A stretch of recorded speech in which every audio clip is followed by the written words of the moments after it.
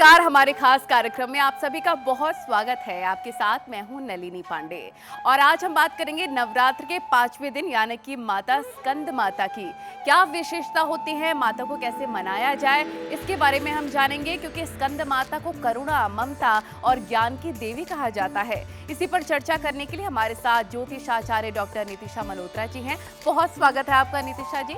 ज्योतिषाचार्य ऋतु सिंह जी हैं और ज्योतिषाचार्य पंडित राकेश चतुर्वेदी जी हैं। आपका बहुत बहुत स्वागत है सभी का।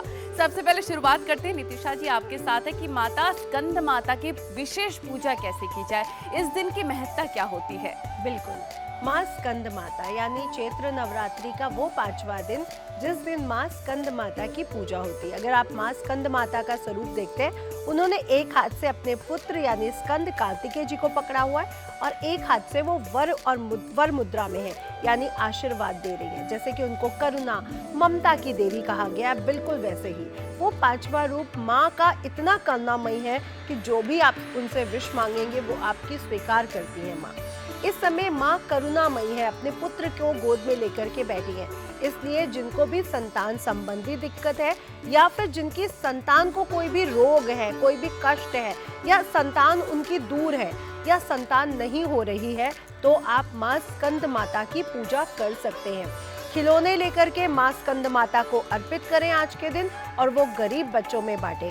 आज के दिन माँ को केले का भोग लगता है, तो केले से बनी हुई चीजें उन्हें जरूर अर्पित करें। आज के दिन माँ को हरा पीला मिक्स कलर भी उन्हें बेहद प्रिय है। तो माँ स्कंद माता को प्रसन्न करें और अपनी जीवन में उनकी करुणा का, उनके आशीर्वाद का पूरा प्राप्त करें आशीर्वाद और अपने जीवन में एक पॉजिटिव एनर्जी लेकर के आए। राकेश जी उस बीच मंत्र के बारे में बताएं जो कि स्कंद माता के पूरे दिन हम जाप करने से हमें काफी फल मिलेगा। बिल्कुल नलिनी जी, जैसा कि हमारी सहयोगी जो है आदरणीय नित्या जी ने बताया कि विशेष रूप से संतान भाव, पंचम भाव को, लेकिन ज्योतिष शास्त्र में कहते हैं नवम पंचम एक दूसरे के पूरक हैं। यानी भाग्य का सहारा नहीं मिल रहा हो, भाग्य को कोसते कोसते अगर थक गए हो आप और सुबह उठते ही अगर सिर्फ भाग्य को कोसना आपने अब तक सीखा है, तो अब भाग्य को जगाने और भाग्य को बदलने की बारी है। क्या करना है इस नवरात्र? माँ स्कंद माता की पूजन करना है। कैसे? पूजन से पहले जो है विशेष रूप से उनका आवाहन जरूरी होता है। तो हाथ में अक्षत पुष्प लीजिए, दीपक प्रज्वलित करिए और जाप करिए माँ की भगवती स्तुति का कि सिंहासन गता नित्यम पद्माश्रित कर द्वया सुभादादस्तु सदा देवी स्कंद माता यशस्विनी। यह मंत्र जाप करके जो है आवाहन करिए और अक्षत पुष्प डाल करके उसके बाद जो है पुष्प लेकर के और मन में किसी भी लक्ष्य को लेकर संकल्प लीजिए। जैसा कि बताया गया कि संतान को भी पूर्ति करती हैं, संतान के सुख को पूर्ण करती हैं और भविष्य की योजनाओं को लेकर यानी भविष्य को बल देती हैं, यानी भाग्य को बल देने वाली माताएं हैं। तो आप जो है अपने भाग्य में जो भी चीज़ें चाहते हैं, कहते हैं कि कई लोग कहते हैं हम तो इसका पूर्ण समर्थन है क्योंकि कर्म जो है वह भाग्य का पूर्णता है, लेकिन अगर भाग्य में कुछ चाहिए आपको जो आप बार बार कोस रहे हैं, थक गए हैं, तो अब उसका स्मरण कर लीजिए और यह मंत्र जाप करिए। क्या मंत्र जाप करना है? ऐं ह्रीं श्रीं स्कंद माता देव्यै नमः। यह मंत्र जो है 11 से 21 आवृत्तियां यानी 11 से 21 बार जो है रुद्राक्ष की माला पर करिएगा। जो भी भविष्य में जो है हडल्स आ रहे हो, रुकावटें आ रही हैं, वह दूर हो जाएंगी।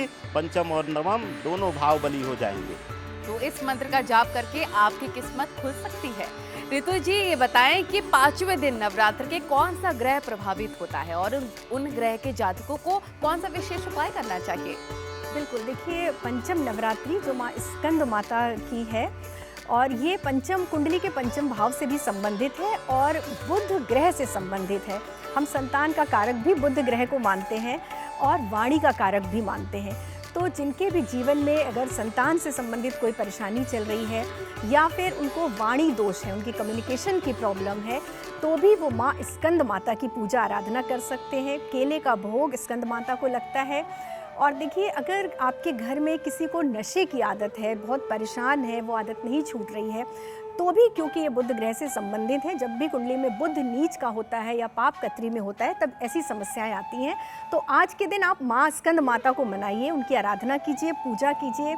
सफ़ेद रंग उनको बहुत पसंद है, तो आप सफ़ेद रंग के उनको वस्त्र दे सकते हैं, उनको आज सफ़ेद मिठाई का भोग लगा सकते हैं। केले का भोग विशेष रूप से पसंद है।